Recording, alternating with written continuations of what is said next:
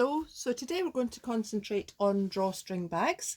They can be made from little scraps of fabric and make little bags, so you can make much larger ones. The ones I've got on the table here, the front two are both lined and the back two have been made for nurses' uniforms, so they're about 20 inches by 20 inches is a rough guide for them. The two at the back, the two blue ones, are unlined. The one on the left has got the tape at the very top, and the one on the right has got a little frill on it. These bags have been made with nurses in mind so that they can take their uniform off at the end of shift, put it into the bag, take it home and put it straight into the washing machine, so they don't have to take it out of a bag when they get home. If anyone wants to make any, be delighted. I'm sure the NHS staff would be delighted to receive some. In the video I talk about overlocking these unlined bags. Obviously we don't all have overlockers, and it's perfectly acceptable to zigzag or to do an overcast stitch on your machine. What I would suggest is that you do that first before you put your bits of fabric together. Simple ideas, the drawstring bags, but they've got so many uses, from children's toys, tooth fairies, all sorts. Good idea to sew. So the 4 bags on the table, we're going to start with number 1, which is the blue one at the back, which is this one, with the tape right at the very top, and the second one will be this one with the gathered frill, and then the other 2 are lined ones, which we will do as number 3 and number 4. Okay, so I now have my 2 pieces of fabric for the pillow slip, or for the bag. This is the bag for nurses. It's going to have a drawstring at the top. There's not going to be any frill at the top of this one. The drawstring will be right at the top. I have, as you may or may not have seen, overlocked around the outside. This bag's going to get washed a lot, and I don't want any fraying on the inside. It's not going to be lined, which is unusual for me, I know, but I think for this occasion we're just going to do an unlined bag. So the first thing I want to do is draw with my marker pen, just to show you where what your fabric's going to be used for. So the first line I'm going to draw is right across here, and I'm lining up my 1/2 inch, and that is going to be my side seam. And we'll do exactly the same on the other side. So 1/2 inch, and just draw that line. So this is the top of my fabric. If you've got a pattern with an up and a down, a direction, you have to have this at the top, so the pattern at the top. So that's my side seams. Next one I'm going to draw in is my 1/4 inch that I've allowed. If you want to allow more, that's fine, for turning under. I did overlock here, so you could get away with not overlocking, because it is going to be turned in. I'm then going to measure from that line down 2 inches. So from the top of the fabric, it will be 2 1/4 inches. My pen's not working terribly well. It's obviously been overused, this one. So hopefully you can see the line there. So this fabric, once I've stitched it together, is going to get folded down my 1/4 inch. Then this is going to come down there. So my opening has to be somewhere around here. So I'm going to go up about 3/4 inch. Now again, I'm using a ruler. You don't need to use a ruler. You can use your, just have a look and see. So I'm going to come up 3/4 inch that side. And if I move it across, I will do 3/4 inch that side. So 2 bits of fabric now together. Obviously with this direction you need to make sure that you've got the top at the top on both of them. I am now going to go and stitch. So I'm going to go from the top, now I had a little, here we go. This worked quite well, I think, last week. So from here, I'm going to reverse and come forward to here, and then reverse. And then I'm going to start here and reverse and come down, and do exactly the same at the other side. Once you've stitched your side seams, and obviously along the bottom as well, then we are looking at our sides, and I have finger pressed this open, and now you can see the gap there. So the gap should be in exactly the same place on the other side. The reason I'm just finger pressing is I don't want to iron this, because of course I've got my marker pen on here. Next thing to do is fold down your top. Remember we said 1/4 inch, and then you're going to turn it down, so you should have from there to there 1 inch, and we will put a pin in there, obviously lining your seam up. You're going to go all the way around, and then you're going to stitch that. With that sewn all the way around the top, you can give that a really nice press now, and you can see that you've got your gap there, which you're going to put the tape through.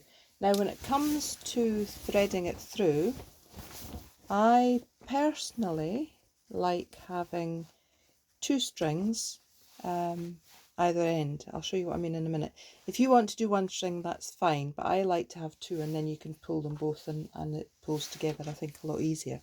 So let me use a safety pin, and there's my first slit, and I'm going to go all the way around, and I'm sure you don't need to watch me doing this, but I just want to, it is very easy to do, so I will continue. So the second tape in, and has gone all the way around. I'd probably just adjust that so that it's the same length, which we'll do by doing that. And there's the other end. So all I'm going to do now is just, when it's fully open, which is important, I will do an overhand knot here. If you wanted, you could, when it's fully open, you could overlap these and stitch them together, and then rotate it round so you don't have the knot on the ends. I think the knot on the ends just mean that it's easier to pull. But you can, if you want, get rid of that knot by stitching together and pulling round. Oops. All fingers and thumbs now. So, overhand knot, and as I say, it's important that you've got the bag fully open when you do that, so there's enough tape to allow the bag to be all the way open.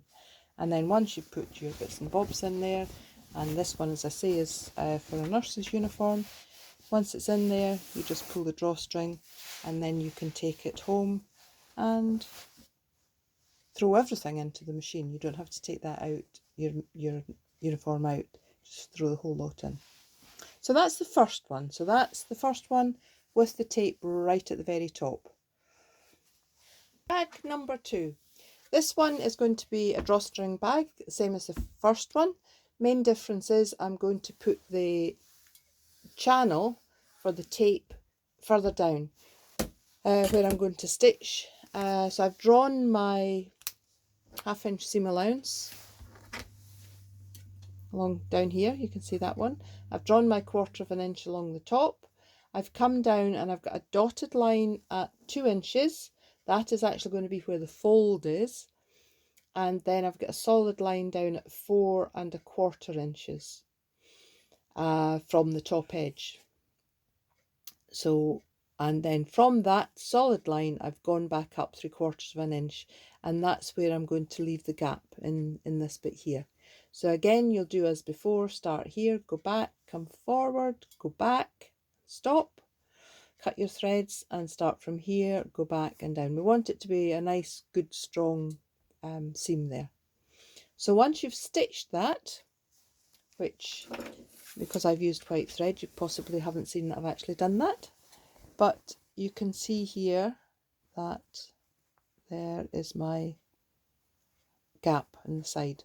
So finger press that open again. Same at the other side. You're going to turn that down by your 1/4 inch, and then you're going to bring it down to your line. Now that line means that it should be from this edge to the top exactly 2 inches, and that's what you're going to pin all the way around. Make sure that on the other side you finger press that. Stitching has been done, so the top has been turned down and I've stitched along the edge here, making sure that my side seams are open. Then I'm going to, you can possibly see I've already stitched it, but I've still got a line on here. I've drawn a line 3/4 of an inch up from this edge because you need a channel. You don't really want the tape free in all of this fabric, so you need to create the channel, and that's how we're doing it. So we're doing a second row of stitching all the way around. The next thing we will do is in here, once we've got our 2 rows of stitching in, hopefully you can see that, we're going to put our safety pin with our cord on it, or our tape, whatever we've got, and go round all the way around, come out here, and then go to the other side, tape in and go all the way around and come out here again, just as we did in the last one. Bag number 2 just needs a quick press. So the top channel has been made. I've got the cord, which if you remember comes in and goes all the way around and back out, and then you go in from the other side and do the same going the other direction, and then when you pull the 2 up with this one, you get that little frill on top, which is quite nice. So another bag done. Hopefully somebody will enjoy. It does mean, of course, that the ties here are quite long, but you can't really have them any less. So when you are doing the knot, make sure you just have it open, and I think I might actually reduce that down a little bit. Bag number 3. So this bag is going to be lined and it's going to have a frill at the top. So let's have a look how we do that. The fabric I've got is multi-directional, which is good, which means that I've cut it in one long piece. And let me fold that in half lengthways, like that. So you may or may not be able to see there, I have already drawn some lines on that black marker pen that was running out, so I think we'll need to get some new marker pens. These are the pens that of course disappear with heat. So I'm going to draw my first line, which I'm actually going to come down, yeah, about 1/4 of an inch, I guess. Oops, I've gone a bit off there. 1/4 of an inch.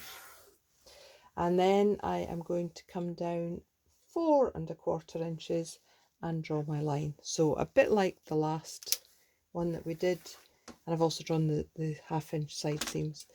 We're going to turn the top down and it's going to get folded down like that eventually, and then a second row of stitching to create the channel.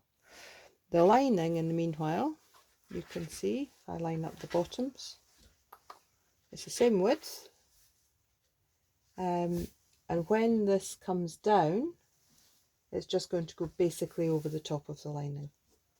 So first thing to do is on the lining, I'm going to put 2 right sides together and I'm going to stitch down both the sides.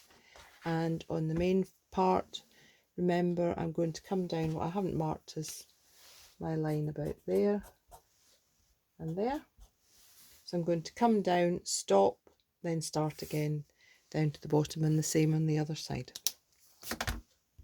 So all stitched, and now you can see I've put the 2 wrong sides of the bag together.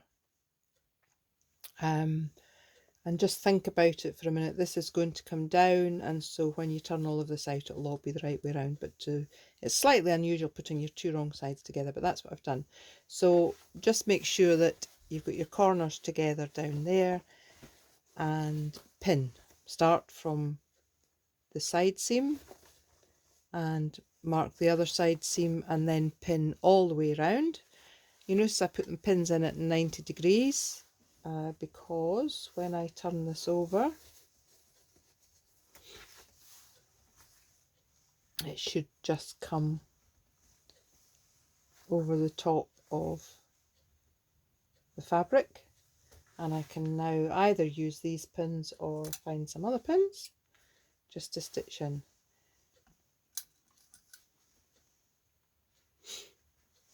And there we go. So we are going to take this to the machine. Make sure too when you're pinning that you only pin through the top side and not through the base as well. You're going to stitch all the way along here, all the way around, and then you're going to come up and you're going to stitch about 3/4 of an inch another parallel row. And when we turn that out, we should have our, can't quite see it there, that's the hole there, got the pin in the way, so your cord is going to come through there. Okay, let's take that to the machine. So this is bag number 4, and you can see it's got a directional fabric. It's going to have little, it's got trucks and dump trucks and things on it, and it's going to be lined with the yellow. It's made slightly differently to the other bags in that I want the lining of this bag to come all the way to the top. So if I lay my 2 right sides together of my main fabric, this is the main fabric, and it's in the main fabric I need to have the hole for the cord. So I'm going to come down 1 inch, draw a line, so that's 1 inch apart, so this is going to have a nice wide channel. Come all the way around, and then on this side, again, I've already marked it 1 inch from the top, and then another line 2 inches down. So you're going to take that and sew it. With your lining, again, 2 right sides together, although with this it's hard to tell. 1/2 inch you're going to stitch all the way down. At this point here, you'll put the needle in and turn your fabric round. So let's move that up so you can see it. So we're going to, well, stitch down, leave the needle in at the point, lift the pressure foot up, turn your fabric, pressure foot down, and then continue sewing. So that's what I mean by pivot.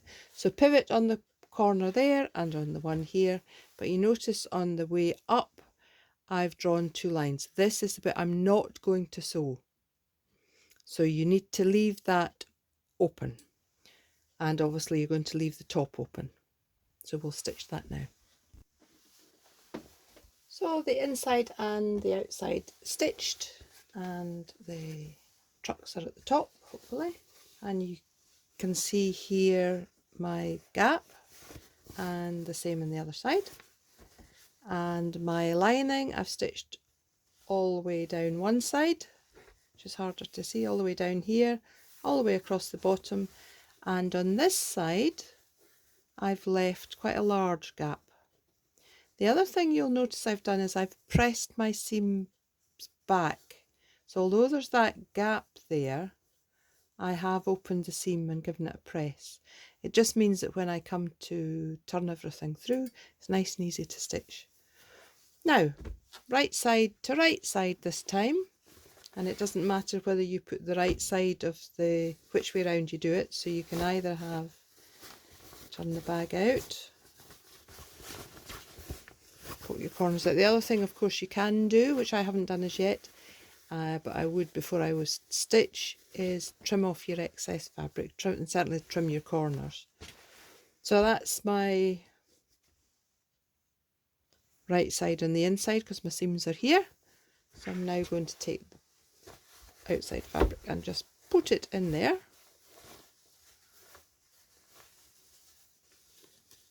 And put your side seams together. Down here, you'll see. Together and put a pin in. Then always worth going to the other side seam, making sure it's all pressed open, and pin. And then after, it's just making sure that the tops are together and pinning. Guess what? After pinning, we're going to stitch it.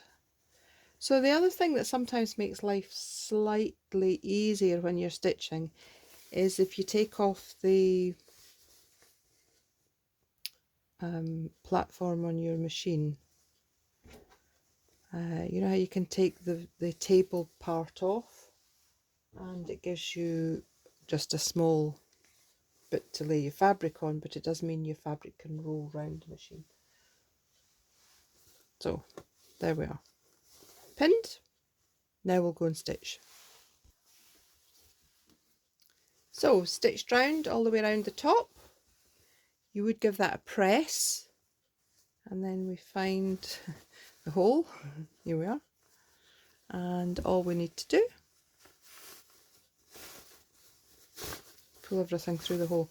When you leave that hole, remember it's important, it is in 99.9% of the time, to do a forward and back stitch, because you are putting a wee bit of pressure on here. So pull it through. Of course you'll trim it, you would have trimmed your corners. Anyway, let's just poke them out. And then make sure that gives a really good press. And then we're going to just put that in there. Let me press it first. So there we are, pressed. And now all we need to do, well actually before we would do that, our opening, it's well worth stitching. Now you can either do that ladder stitch that we've done before, or just take it to the machine and do very, very close to the edge, just to close that over. Once that's been done, then put it into the bag. So that's the lining in the bag. Now obviously these bags, you can make them as big or as small as you want. It just depends what you want to put in them, whether it's shoes or toys or nurse's uniform. It doesn't really matter, you just make it to whatever size you want. Once you're happy that you've got the lining in, then we're going to go back to the iron in a minute. We're going to press this so the seam is right on the very edge. Okay, and there's my gap. Remember I said we're going to leave a nice big gap, so there's my 1 inch gap. So once that's been pressed, I would pin the lining and the fabric together, and I'm going to do 2 rows of stitching, parallel rows please, all the way around, and then you'll be ready to put your cord in. So bag number 4, stitched with 2 rows of stitching, one either side of the channel, and there's my inside. I could obviously have used a yellow thread, I chose just to leave the black in. The other thing I have done is I've used ribbon. I haven't put the ribbon with long tabs on the end. The plan is that on the join, which I think is actually run round, join your ribbon and just stitch together. I would use a zigzag stitch to stitch it together, and then pull it round so the join is sort of halfway round. And then you've just got 2 loops now to pull, nice and easy to close. You still have longish ties, but when the bag is open, there's hardly any tie there. So that's a lined one with the lining coming all the way to the top and just the tiniest of frilly bits at the top. The previous one that we did is lined with the main fabric coming over the top to give the frill and all the lining in the inside. And I've just put 1 tie in this one. It's not quite as easy to pull up, but if you just want to use 1 tie, that works just as well. The next one down is this one, which was the nurse's uniform bag, and it's got the tie at the top with a little bit of frill, and we created that by, if you remember, just doing the channel further down. And the first one that we did, which was this one, both of these are unlined, with the cord or the tape, whatever you use, on the top. And there's my thread that needs to come off.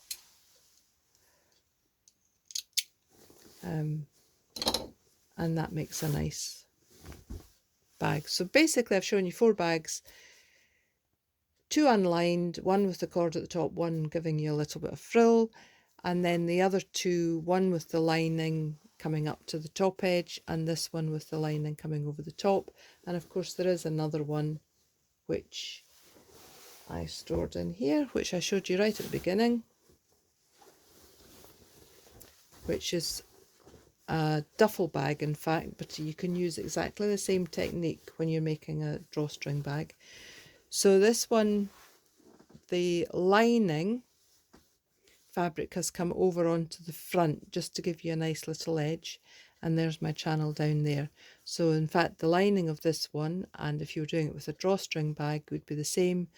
The lining would be a wee bit longer, so it would come over the top like that, and then obviously because you do 2 rows of stitching there, it holds it in place. So that one ties in the same way and looks quite effective. But that's a duffel bag. We're concentrating on our drawstrings.